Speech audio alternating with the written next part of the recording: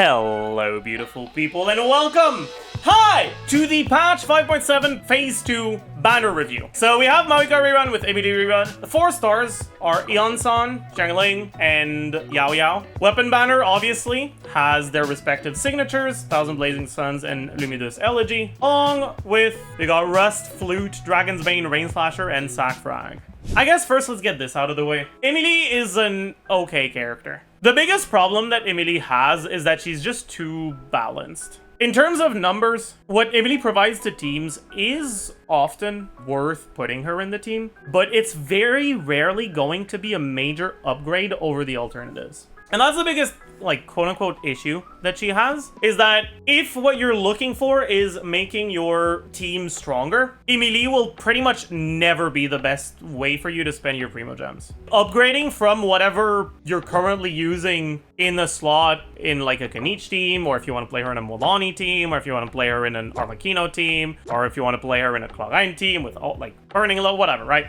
Pretty much no matter where you're using her, upgrading from whoever you're using instead of her to her is pretty much never going to be better than getting Signature on your carry, getting a Constellation on your carry, or upgrading a different slot. Does that mean that she's completely worthless? No. Actually, in the current version of Stygian Onslaught, Emilie actually feels great because there's a boss that heavily incentivizes you using Burning. You don't need Emilie to clear it, and I don't even know if I'd say that Emilie's part of the best team for it, but she's definitely one of the options at the very least. And she is a pretty good one that's also pretty easy to play. The biggest problem is just, like I said, that she's too balanced. Her numbers are just not particularly outstanding, and when you compare her to other characters that were released after her, especially the characters that were released since the start of Natlan, she doesn't stack up. If you look at the off-fielders that were released after her, you have Auroron, who honestly is pretty similar to Emilie power-wise, I'd say. Well, Silali's not really an off-field damage dealer, she's an enabler. And the only other one we've really had is Escoffier. Escoffier does similar damage to Emilie while also providing healing for fanfare and an insane amount of shred. If you follow leaks, you'll know a little bit about Inefa, or the warning, I suppose. So for those of you that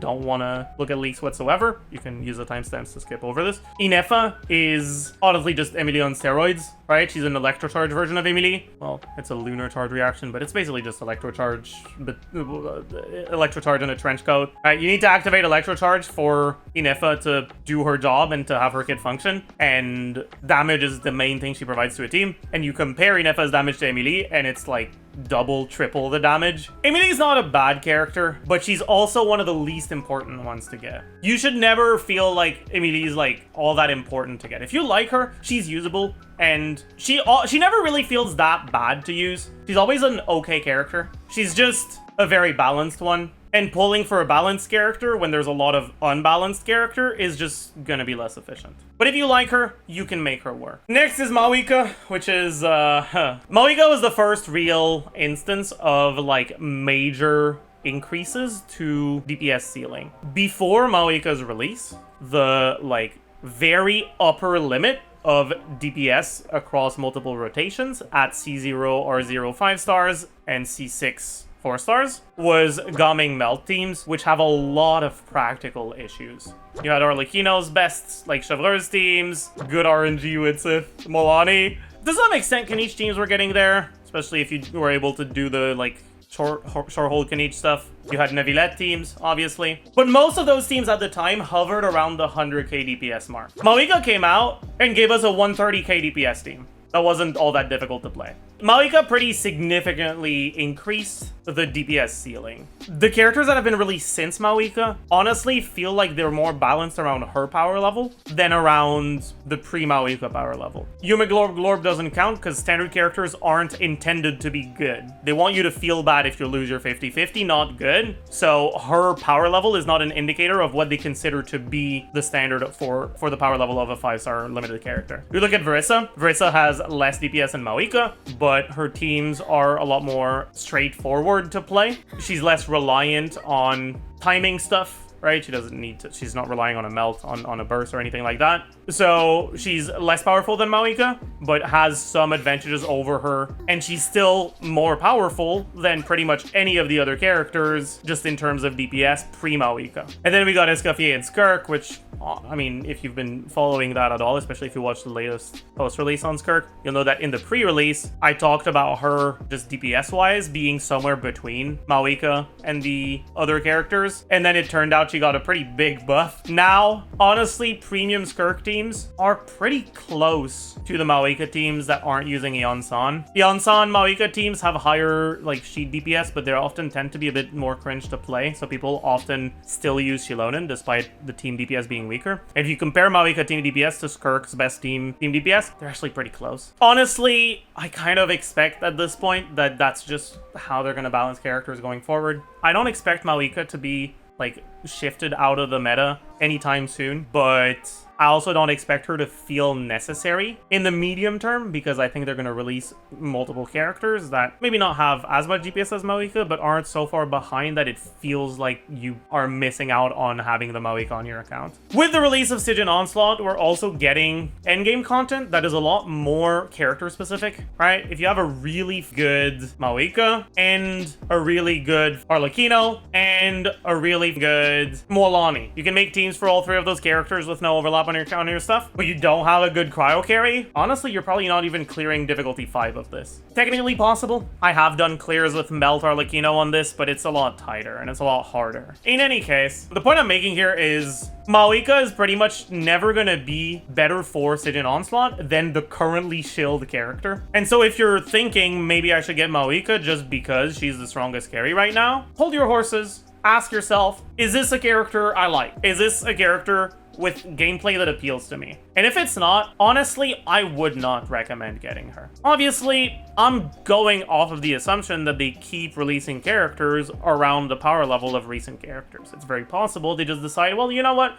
We want to release garbage for the next year. There's only so much that you can know ahead of time for this kind of stuff. But unless they do decide to just release garbage for the next year, you probably won't feel like you need Mavuika. And most likely, if they release a character where it feels like you need Mavuika in the future, maybe they release a new cryo support that enables even, like, Melt Mavuika even better than Seedlally does, or that you play with Seedlally. But I expect that if they do release stuff like that in the future, they'll probably follow that up 1 or 2 patches later with a Mavuika rerun. And so pulling for Mavuika right now to prepare for something like that is far from necessary. One thing that I think matters a little bit more on this banner than in most situations is also early constellations. Reason for that is because Mavuika is a powerful enough character and she is an Archon, so they're likely going to at least want to keep her relevant in the meta. So pulling for cons on her could be useful in the long term if you're the sort of player who likes to pull for cons. And on top of that, her, like, early cons teams are some of the best in the game. But more importantly, there's an Iansan on banner, and this Iansan character is pretty good, and her constellations are pretty good. We'll talk more about that in a minute. But that does mean that there are going to be people that are considering pulling to get Iansan cons, and they probably want to know how good early Mavuika cons are in order to help make up their mind on whether it's worth risking getting cons on Mavuika in order to get Iansan. Mavuika's C1 is honestly pretty bad. Like, it's not bad, but it's not good either. It helps you be a little bit less reliant on additional Natlan characters, but you still want to use one more Natlan character, and it's not like you care that much about having a third to begin with anyways. It's not a bad constellation, but, like, compared to other recent characters that have very powerful early constellations, it's pretty underwhelming. On top of that, there are even teams that get kind of by the fact that her C1 makes her skill last longer, and if you need to do a setup at the end of your rotation, her skill still being there might cause some issues. Her C2, however, is probably the most impactful C2 in the game. It does quite a bit for her personal damage as a carry. It does quite a bit for your team DPS if you use her as a support. If you're going to be pulling for Iansan cons and you already have Emilie, or you're not planning on using Emilie if you get her, you should definitely lean more towards Mavuika stuff. All in all, Mavuika's early cons are pretty good. I'd say that it's probably not worth going past C2. The C3 is pretty good, but honestly, with C2, you're already clearing everything without a problem. So the C3 is kind of just wasted.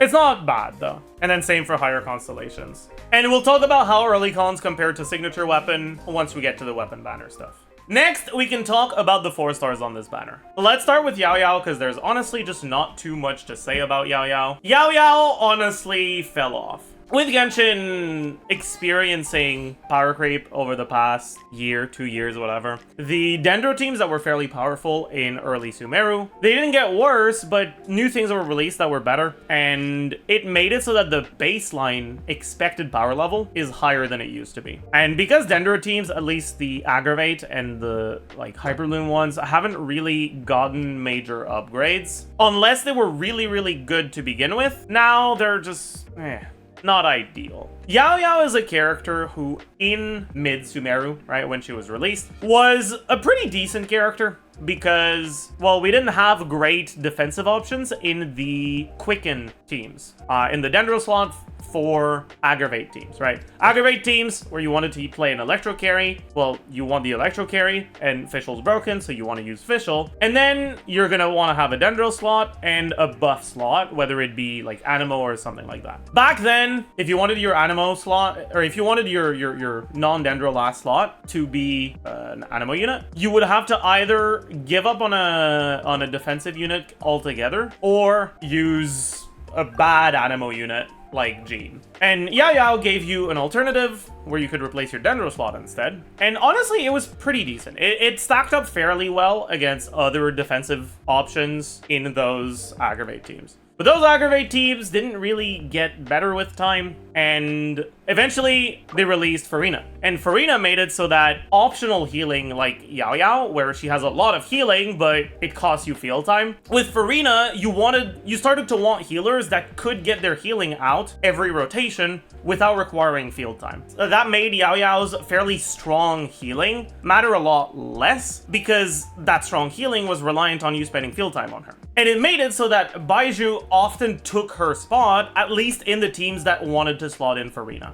On top of that, like I already mentioned, they released a lot of new teams, a lot of new characters that just outperform the Aggravate teams. And nowadays, Yaoyao is honestly just not that great. She's still usable on like a fairly new account. You get a Yaoyao, you can slot her on an Aggravate team with Fischl and pretty much any Electro Carry, or even on-field an Animo unit with a second Electro support like Beto or something, but it won't be ideal. And like I said, nowadays with the like increase in overall team level or team power level and the increase in HP in Abyss, this is starting to get harder and harder to clear with. Yaoyao still has some fine like use case outside of that. Her being a polearm healer means that she can use Symphonist of Sense, which is fine, I guess, right? The fork, the Escaffier signature weapon. Her being Dendro means that you can use her against a Lava Dragon statue to have some Burning Aura and break the shield faster. She got some use case, but honestly, she doesn't do too much. On top of that, her constellations are honestly just bad. Her C1 Dendro damage bonus, but Yaoyao is rarely worth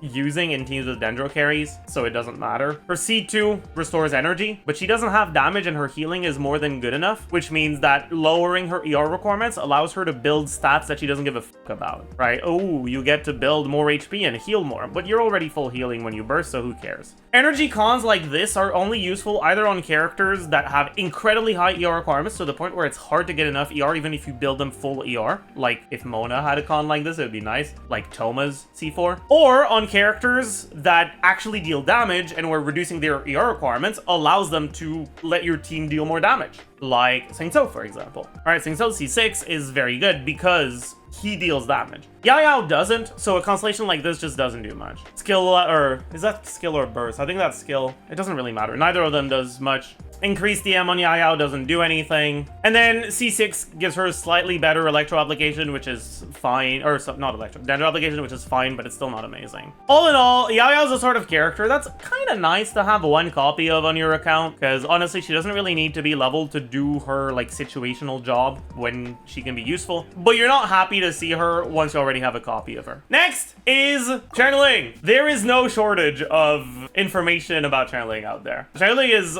arguably the 4-star that has received the most attention since the start of the game. She's not the strongest one, but she's the iconic one. Xiangling is good. However, Genshin's power creep has made it so that Xiangling's carry teams don't really stack up to the strong meta teams anymore. Xiangling is still an incredibly relevant character because her carry teams were only a small part of the options that you had with her, and she's still incredibly useful in all of the other roles you can give her. But at least for carry Xiangling, when you look at national teams, international teams, that sort of stuff, honestly at this point, it's not really things I'd recommend going for anymore. You can still clear with it, but it's going to require a lot more effort and a lot better gameplay. But Xiangling is still great. Xiangling is a character, is the character with the best off-field power application, has been since 1.0, still is by far. When you look at off-field pyro application, the standard is once every 2 to 3 seconds. Pyro MC once every 3 seconds. Mavuika once every 2 seconds. Yaoyao once every 4 seconds, kinda. Daya once every more than 2 seconds. Toma once every 3-ish seconds. Xinyan once, and then the shield breaks and she stops.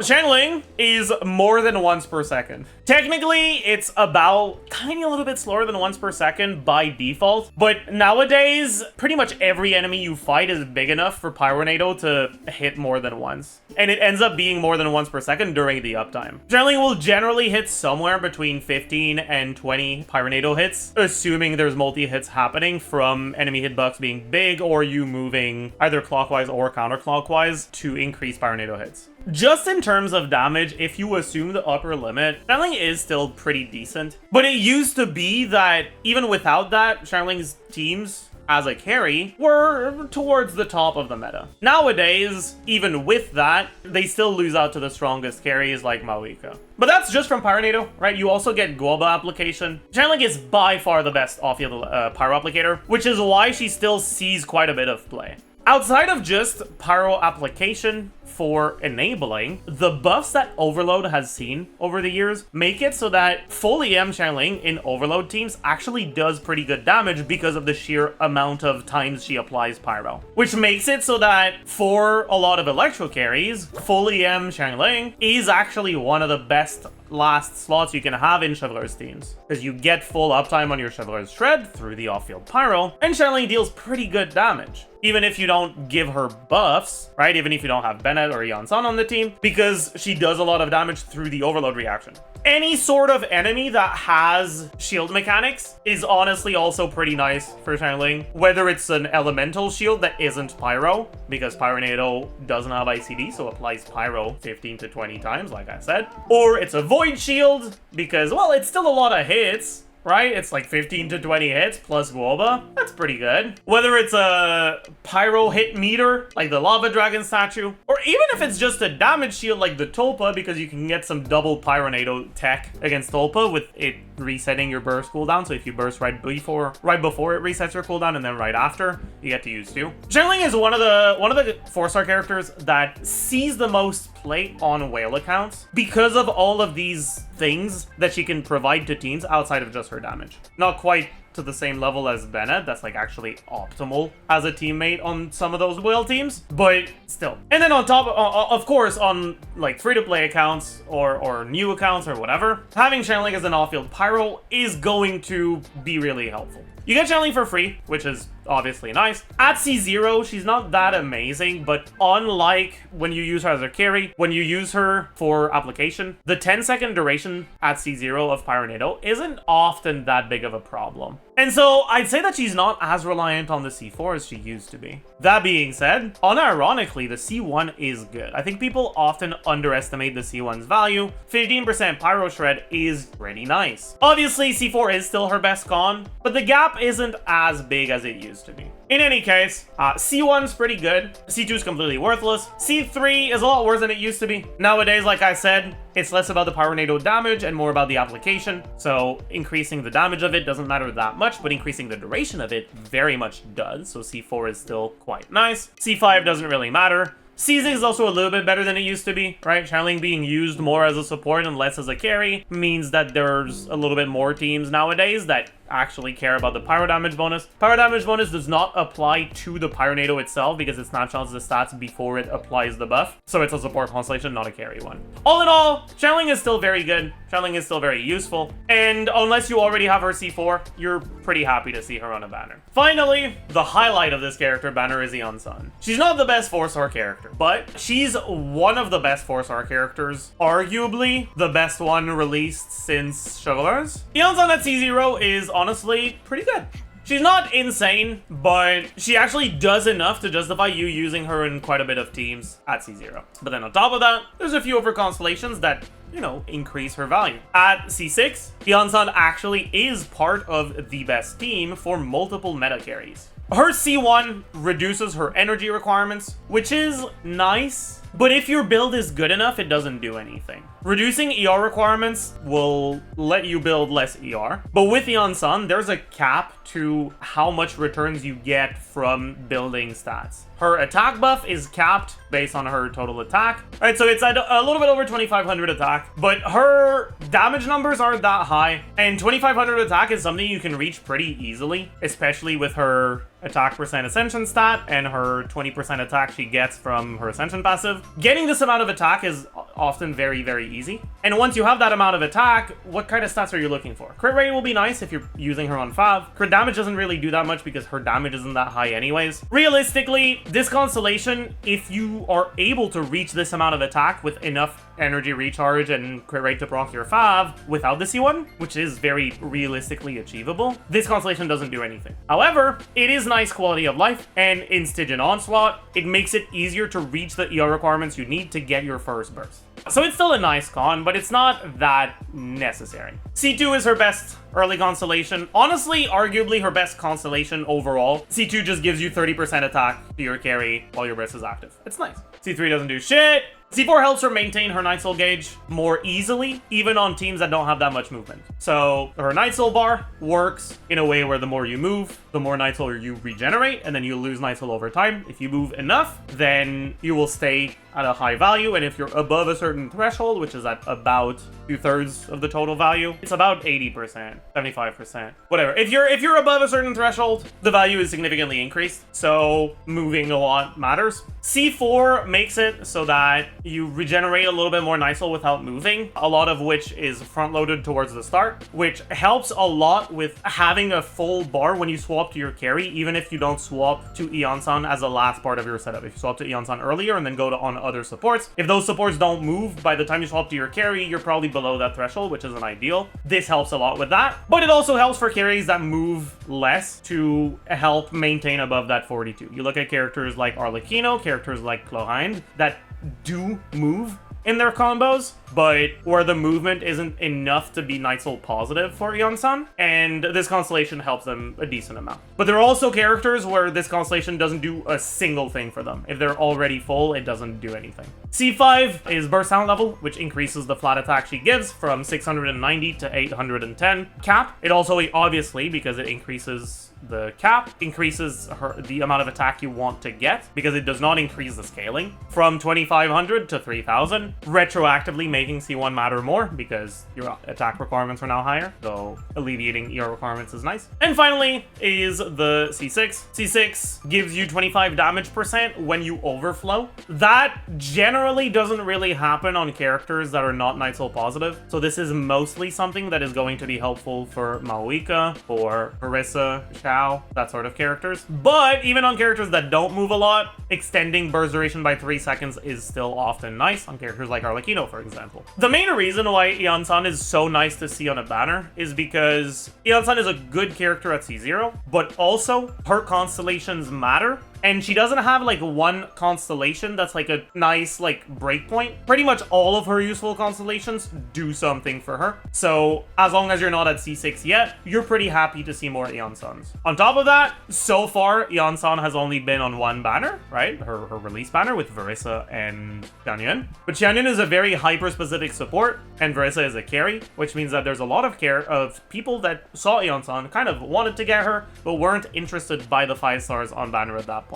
So seeing her again is always nice. Her being on the Mauvika banner is incredible for new players, because like actually like completely new players that started playing this patch or last batch, get a functional team from Mavuika plus Iansan, because Mavuika requires you to have a second Natlan character on your team that generates Night Soul, and what you have by default is Kachina, who is really not good. Iansan is a character that generates Night Soul to fill up Mavuika's fighting spirit. That is also, even if she didn't generate Night Soul, worth putting in a Mavuika team because she's very good, which allows you to have strong Mavuika teams without needing to pull for an additional 5-star. This is honestly a really big deal for relatively new players. Next is this weapon banner. Obviously, we have Mavuika's signature and Emilie's signature. And honestly, both of these weapons are good. Luminous Elegy is a pretty major upgrade to Emilie, and Thousand Blazing Suns is a pretty solid weapon that is both very good on Mavuika, but also a pretty decent stat stick for a lot of characters. The biggest problem here is that unless you really like Emilie, even if you have Luminous Elegy, getting Emilie is probably not better than, like, for your team's DPS than getting a con for your carry. And there's a lot of people that are gonna go on this banner trying to get Thousand Blazing Suns, lose the 50-50 to Luminous Elegy, and be like, well, I got Emilie's signature, I guess I should get Emilie. No, you shouldn't, okay? Don't get baited. So you're not happy to see it on banner unless you have Emilie. Is it good on Xiangling? No, it's not. Attack increase by 15% is not that amazing. After the equipping character triggers burning on an opponent or deals dendro damage to burning opponents, damage increase. This just doesn't happen. When a pyro character hits a burning enemy, it does not trigger burning. So you can trigger this at most once per enemy. Same reason why Mavuika can't proc scroll on the second rotation on a Kenichi team. Xiangling can't proc this shit more than once. So it's really bad. Anyways, Luminous Elegy is not a very good stat stick, and the character it's a signature for isn't a particularly good character, and doesn't really do that much for your account. So if you wanted to get a Thousand Blazing Suns, seeing this, unless you really like Emilie as well, is probably a disappointment. On top of that, what the f is this 4-star lineup? Not a single Fav weapon. Alright, that's already instant disqualification from being a good 4-star lineup. But then on top of that, the weapons here are all weapons that are available on standard banner, right? So no gacha exclusive weapons, which means that it's all stuff you'll get to R5 eventually, even without it being on banner. And on top of that, they're not even good weapons. Rust is awful, Flute is awful, Rain Slasher is okay, but if you have Mailed Flower, it's not very good. It's only useful on a few characters too. Dragon's Bane can be good, but nowadays it's only really good on either EM Raiden, where you don't give a shit about refines on Dragon's Bane, so it being on the weapon banner is not good, because you probably already have one lying around. And even if you don't, you can just use like Moon Piercer or Kitane, or on like Hu Tao. But if you're a battle pass buyer, it's worse than both of the battle pass weapons, and I mean, Hu Tao nowadays isn't that amazing anyways. Then Sac Frag is kind of useful. It's definitely the best weapon here. Refines on it can reduce the cooldown on the effect to being low enough that you can trigger it every rotation instead of every other rotation, which can be nice, but it's not necessary. There aren't any characters that actually need the Sac Frag effect to trigger, right? You look at Sac Sword, for example. If you use it on Singto, you need it to trigger, so refines on it matter. But Sac Frag, you use that on Sucrose, you get one less E. Honestly, who cares? The E is nice, it gives you energy, it groups enemies a little. But if you have one less for one rotation, it's really not the end of the world. This is only really useful in like Kokomi or Barbara in Bloom teams with Nilo. But like, who cares about those teams in 2025, let's be honest? Yeah, the 4-star lineup is just awful, honestly. Thousand Blazing Suns is a pretty good weapon though. If you are someone who's going on this weapon for Luminous Elegy, not for Thousand Blazing Suns, you're probably really happy, right? Emilie players see this weapon banner and they're like, oh my god, I get to get my Emilie signature, and if I lose the 50-50 thing, I'll get a pretty solid stat stick that's also Mavuika's signature. Sign me up. And that also happens to be pretty good for Kenichi, which is probably the team I'm playing if I'm playing Emilie. Yeah, like you're pretty happy to see that. But that's pretty much it. It's pretty much only people that are looking for an Emilie upgrade specifically that are going to be happy with this weapon banner. Everyone else sees this and is like, man, this ain't it. So,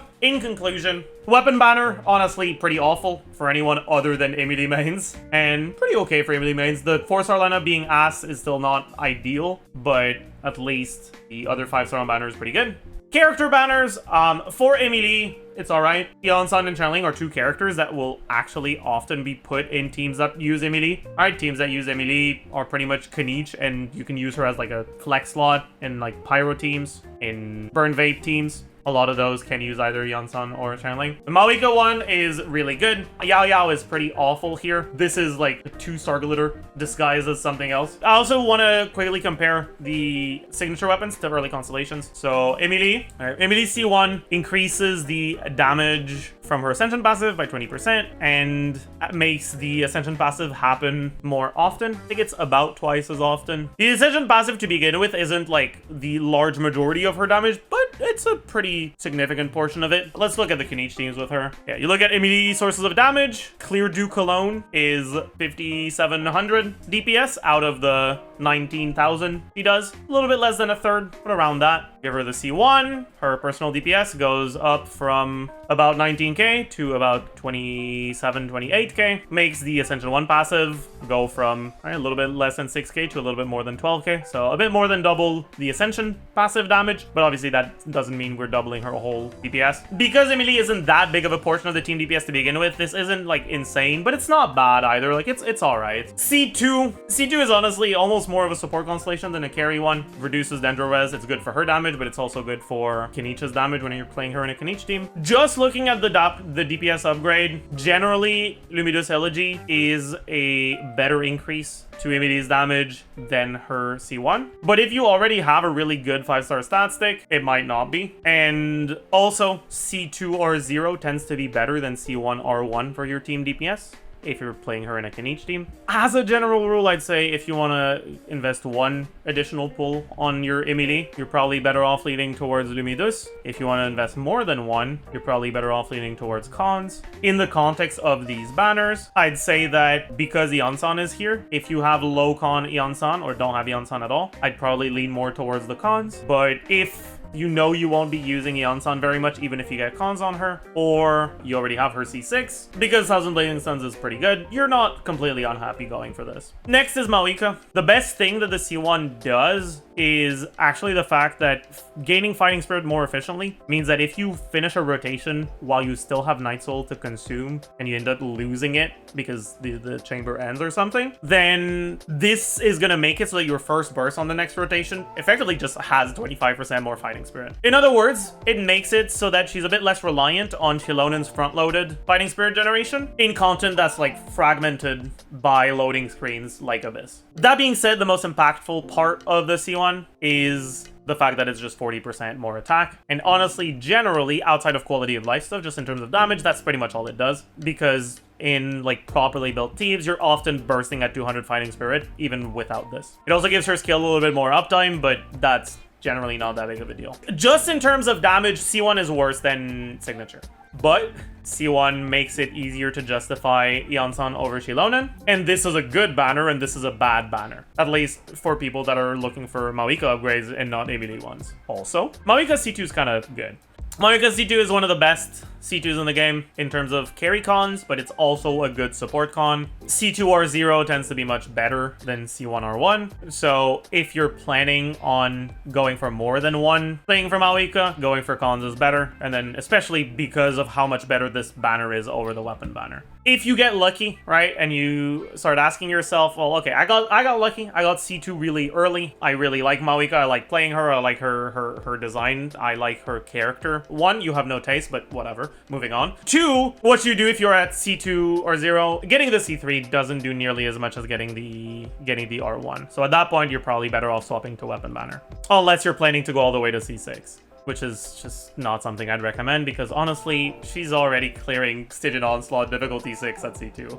But okay, so Jeff, what about me? I own C2 Mavuika and I want Iansan constellations. What should I do? Should I get Mavuika cons or Emilie? Honestly, for your account, I think going on the Mavuika banner and getting Mavuika cons on the way to C6 Iansan, if you're someone who just really, really wants to get Iansan, I'd probably go for that. But I mean, you can do what you want, honestly. The C3 in Mavuika isn't that good. It's just that Mavuika is good enough that I can see her staying in the meta and staying relevant in the meta for a very long time, whereas Emilie is a very, very situational character. So that does it for the banner review. Hope you enjoyed, hope you learned a thing or two. I went a little bit more in detail about the constellation and early stuff than I usually do because I've thought about it a lot. I started a new account lately. You might have seen some clips either on the clip channels that are out there, or I've posted a couple shorts about it already. The purpose of that new account is to go for like enough vertical investment to be able to do difficulty 6. And so I've been looking a lot more at early constellation power and signature power. So I've thought about this banner a lot. Personally, I'll probably be sending all my wishes on the Mauvika banner until I get C2. I'll either use all the primos I've saved up or stop at once I get C2 if I get lucky. But I'm not getting her signature even if I get lucky and I get the C2 early, because honestly, the Medusa on that account is going to be completely worthless. Now, don't ask me what weapon I'm going to be using on her because I don't want to think about it, okay? I will be C2 Tidal Shadow Mavuika. I will say, okay, another nice thing for new accounts from the fact that Iansan is on banner, Bennett doesn't proc the Tidal Shadow effect by default, right? Tidal Shadow only gives you the passive effect when you get healed, and Bennett doesn't heal you unless you're below 70%. So you just don't get this effect. But Iansan's really shitty healing activates this. So if you're a new player who doesn't have the old event weapons and isn't planning on getting her signature, Iansan being on banner and allowing you to proc the Tidal Shadow effect is really, really nice for you. Anyways, you guys should look forward to content I'll be putting out on the new account, by the way. I'll probably record an account progress video once I get Mauvika, so towards the start of the banner. But yeah, so as usual, I hope you learned a thing or two, hope you enjoyed, and I will see you guys in the next one. Bye, YouTube.